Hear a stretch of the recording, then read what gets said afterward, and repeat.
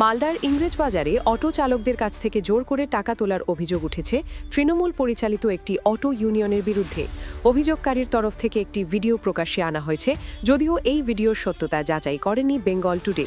এদিকে অভিযোগের ভিত্তিতে ইংরেজবাজার থানায় লিখিত অভিযোগ দায়ের করেছেন অটো চালকদের একাংশ, যদিও সমস্ত অভিযোগ অস্বীকার করেছে সংশ্লিষ্ট ইউনিয়ন।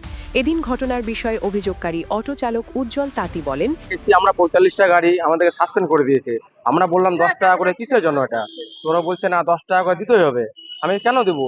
তারপরে আমরা গাড়ি চালালাম সোমবার থেকে চালাবার পরে ওরা বলছে না 200 টাকার প্রত্যেক গাড়িতে ফাইন দিতে হবে, না গাড়ি চালাতে দেবো না। তারপরে বলছে এগুলো এটা টিএমসি পার্টি বলছে, আমাদের সেক্রেটারি প্রেসিডেন্ট। আপনারা কি চাইছেন? আমরা আইনের দ্বারস্থ হয়েছি, আইনের কাছে এসেছি, আমরা শান্তিভাবে যেন গাড়ি চালাতে পারি সুস্থভাবে। টাকা দিতে চান না? না, আমরা টাকা দেবো না। নতুন সরকার এসেছে, সরকার তো বলেছে কাউকে না টাকা তোলা দিতে হবে না। তো নতুন সরকার বলেছে, আমরা দেবো কেন টাকা? আমরা শান্তিভাবে গাড়ি চালাতে পারি, আমাদের গাড়ি বন্ধ আছে 45টা গাড়ি।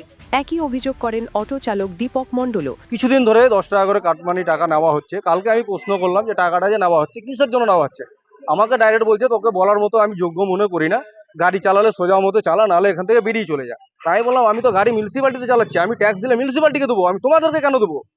এটা তো ছোটখাটো ব্যাপার, আরো বড় বড় ব্যাপার আছে। একটা গাড়ি ভর্তি হলে 20,000, 25,000, 30,000 করে যার কাছে যেরকম নেওয়া হচ্ছে।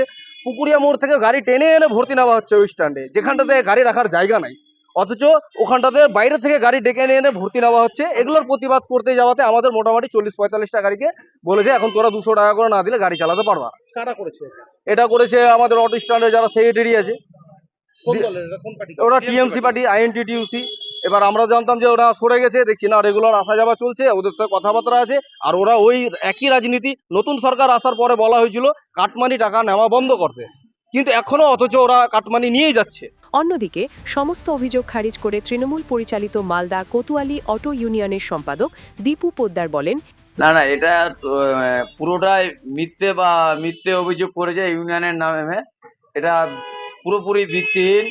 এটা আমরা প্রত্যেক স্টাফ মিলে আমরা এটা ব্যাপার হচ্ছে এটা ইউনিয়নের ও মিথ্যা একটা অভিযোগ করেছে। এগুলো জোরপূর্বক কেউ গেছে, টাকা নেওয়া হয় না বা তোলাবাজি করা হয় না, ওরা টোটালটাই এটা মিথ্যে এটা আমাদের ষড়যন্ত্র করেছে। বরাবরই ও আমাদের বিরোধী পার্টি বদনাম করছে, ইউনিয়নের বদনাম করছে ও, বা একটা দুষ্কৃতিমূলক ভাবে একটা ও দমন করার চেষ্টা করছে। উত্তর 24 পরগনা ও তার আশপাশের এলাকার মানুষের সেবায় ক্যাথল্যাবের মতো অত্যাধুনিক সুবিধা নিয়ে পরিষেবায় ব্রতী সারদা মাল্টি স্পেশালিটি হাসপাতাল।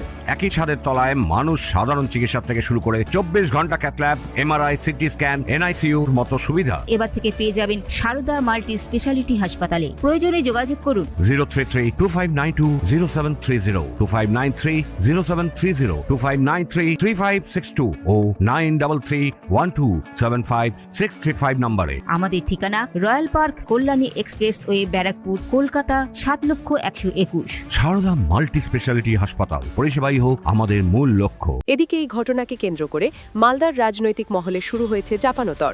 ঘটনায় প্রতিক্রিয়া জানিয়ে ইংরেজবাজারের বিজেপি বিধায়ক তথা রাজ্যের মুখ্য সচেতক অম্লান ভাদুরী বলেন, বিষয়টা হচ্ছে তৃণমূলের প্রভাবিত এইসব অটো স্ট্যান্ডগুলো ছিল, এখনো সেই প্রভাব আছে। তোলা মানুষকে এক্সটর্শন করা, লাইন করার নাম করে সেখানে বিভিন্নভাবে অবৈধভাবে টাকা নেওয়া, এই অভ্যাসগুলো এদের থেকে গেছে। সেই ঘটনায় করেছে, পুলিশে কমপ্লেন হয়েছে, দোষীদের গ্রেপ্তার হবে এবং আইন অনুযায়ী ব্যবস্থা হবে। অপরদিকে আইএনটিটিইউসির প্রাক্তন জেলা সভাপতি শুভদীপ সান্যাল বলেন, প্রথম কথা হচ্ছে কেউ যদি এইভাবে টাকা তুলে থাকে সেটা সত্যি বেআইনি এবং এটা অন্যায়। এই কাজ যারাই করুক সেটা অন্যায় করেছে এবং এই কাজ ইমিডিয়েট বন্ধ হওয়া উচিত। এবং যদি এরকম কাজ কোথাও হয়ে থাকে তাহলে সেটা প্রশাসনের ব্যাপার, প্রশাসন এর বিরুদ্ধে যা স্টেপ নেওয়ার প্রশাসন নিবে। ঘটনার অভিযোগের ভিত্তিতে তদন্ত শুরু করেছে ইংরেজবাজার থানার পুলিশ। অভিযোগের সত্যতা তদন্তের পরই স্পষ্ট হবে। Bureau report, news Bengal today.